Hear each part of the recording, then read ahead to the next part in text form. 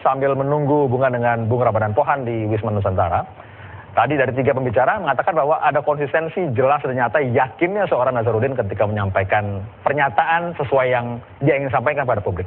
Entah itu jujur, entah itu penuh frame, entah penuh agenda dan apapun. Tapi ada Bung Iwan Piliang di sini yang pernah bersama dengan Nazarudin.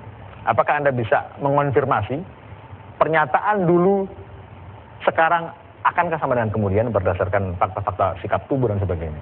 Wah, yang paling moksa bicara pakar-pakar ini, dan ada piliang 3 piliang.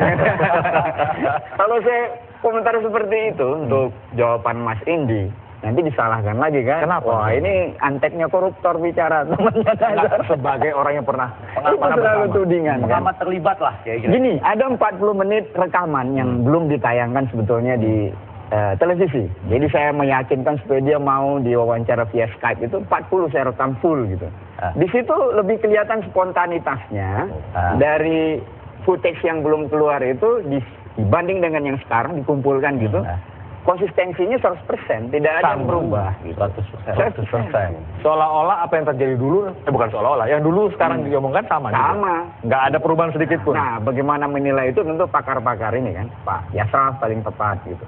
Kalau kemudian dia menyampaikan itu, agendanya sudah jelas, sama seperti dulu dan sekarang. Karena dia menyebut kian jelas nama-nama.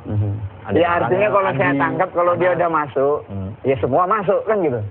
Jangan cuma dia yang dikorbankan, itu aja kok premisnya sederhana. Yang dikatakan Bung Effendi tadi menarik betul.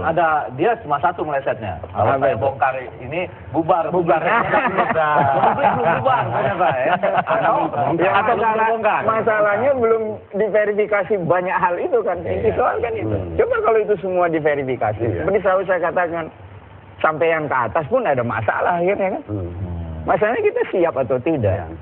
Nah, akhirnya kita kayak sekarang tersandra ya kan dalam masalah korupsi. Makanya beberapa waktu yang lalu saya udah katakan, udahlah berhenti aja kita ngomong korupsi, kita bicara pertobatan nasional, kita bicara 2014. Cari orang-orang baru, orang muda yang seperti Anda bilang mau jadi presiden gitu dengan cara-cara mengumpulkan kebendaan ya kan. Padahal nggak melulu begitu loh. Kalau udah alam yang berkehendak, ya toh, kalau udah alam yang berkehendak. Obama bukti 2 kali kemenangan dengan cara yang berbeda. Orang muda juga kan, 48. Awalnya dengan begitu banyak amunisi, sekarang dengan minim amunisi tuh menang juga. Oke, balik lagi, kembali ke Nazarudin. Oke. Iya. Posisi Bung Effendi Ghazali tadi mengatakan bahwa pernyataan-pernyataannya bisa melibatkan banyak orang mungkin ya. Kalau kita menguak lebih dalam kepada ucapan-ucapannya, apakah memang sudah ada konsistensi, balik lagi pernyataannya tentang nama Anas, nama Andi, yang kemudian rasanya dia harus menunjukkan bukti yang jauh lebih baik dibanding sekedar ucapan. Sebetulnya kan dia ini adalah orang yang sedang berusaha, jadi pada basisnya dia hebat. Saya akui ini hebat ya. Dan bahkan pelan-pelan kita lihat komunikator yang hebat juga. Tentu Anda nggak bisa bayangkan dalam konteks tertentu misalnya dengan tokoh-tokoh yang lain, karena dia sedang berada di salah satu persimpangan jalan yang sulit.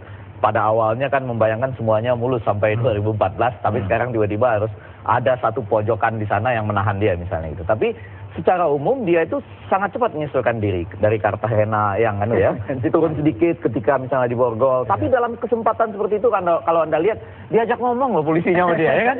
Polisi Kolombianya kan diajak ngomong, Pak, kira-kira maknanya apa itu? Ya artinya di dalam semua situasi itu sebetulnya dia mampu menguasai dirinya. Gitu. Ya, tapi dia kemudian mampu membagi ya untuk dirinya seperti apa, untuk keluarnya seperti apa. Nanti pada bagian tertentu dia harus memperlihatkan diri sakit. Dan memperlihatkan diri sakit dengan meyakinkan kan, wah, ketika digandeng harus sakit.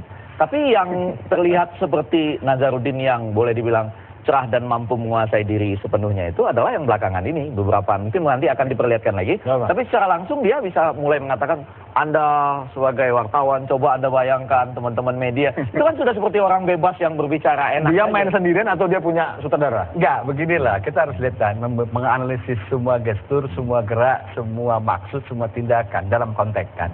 Terus kita pahami konteks Nazar ini. Bahwa pusaran permainannya 1,3 triliun. Melibatkan 49 perusahaan, melibatkan banyak tangan, melibatkan banyak operator mungkin, melibatkan 1,3 pada satu proyek. 1,3 dan itu jumlah yang besar. Pertanyaannya oke lah, dasar kita harus akui sebagai makhluk politik dia pemain yang hebat. Coba kita buka sedikit ke belakang track record dia. Sebenarnya kan cepat itu naiknya dan dia cepat menyesuaikan diri dulu di P3 masuk kan, pindah lagi, dapat posisi empuk. Umur masih muda sekali. Karir politik pendek, mendapat bendum itu kan luar biasa itu. Sebuah partai pemenang pemilu, Anda bisa bayangkan itu. Kalau orang ini sembarang orang, nggak mungkin ketua umumnya naruh ini bendum. Itu saja. Jadi logika kita aja ini. Logika Jadi, dipakai. iya yok. Dia memainkan sekian banyak proyek, nggak mungkin. Main sendirian. Itu logika. Itu lihat juga. orang luar, itu orang luar yang ngomong. Ya. Sekarang ada Bang Ramadan Pohan Coba di kita sana. tanya Bang Ramadan Pohan di sana. Bang Ramadan, sehebat apa mantan rekan Anda ketika di Partai Demokrat? Sehebat Anda yang Anda tahu, kalau Anda nggak tahu nggak apa sih sebetulnya. Ini tumben merah nih. Yang pertama, Mas Indi, bahwa saya bisa katakan bahwa saya mengenal Bung Nazarudin itu waktu ketika pertama kita menjadi sama-sama anggota DPR, begitu ya. Dan yang saya ingat dan yang saya ketahui bahwa Nazarudin itu orangnya pendiam, tidak banyak bicara, apalagi kepada media, sangat tertutup sekali. Nah, tetapi kalau sekarang menjadi banyak bicara dan lebih terbuka, utamanya kepada media, itu silakanlah ditafsirkan sendiri. Percepatan perubahannya itu begitu drastis. Tetapi yang menjadi soal di sini saya kira bahwa apapun yang dikatakan oleh Nazarudin pada akhirnya diuji ya dengan juridis formal, dalam pengertian proses hukumlah yang berlaku. Kami di Partai Demokrat lebih mengarahkan ya hal-hal ini kepada penegakan hukum, proses hukum yang berlaku begitu. Dan kalau memang ada tuduhan ataupun yang melibatkan siapapun yang melakukan pelanggaran korupsi, yaitu silakan untuk diproses hukum, Pak siapapun Yasraf, dia. Gitu. Pak Yasraf, kalaupun ada permintaan untuk diuji secara yuridis formal, tetapi sebagai orang yang mengamati sikap tindak tanduk tanda begitu, apakah itu cukup menyatakan Nazarudin bersalah dan dia mengajak orang bersalah? Ya, saya rasa itu kan dua hal yang berbeda ya. Ada proses hukum, ada proses Nazarudin berbicara. Pada waktu Nazarudin berbicara, ada satu kebenaran sendiri. Terlepas hukum bagaimana itu kan ya. Karena di situ kan kita melihat tadi tuh gestur, melihat apa yang dibicarakan, melihat konsistensinya. Nah dari sana kita bisa menilai kan ya. Dia tuh katakanlah tadi itu konsisten apa enggak, menipu apa tidak, berbohong apa tidak. Kita melihat dari hal-hal yang kita tampak, yang kita lihat. Nah proses hukum kan satu hal yang berbeda lagi itu.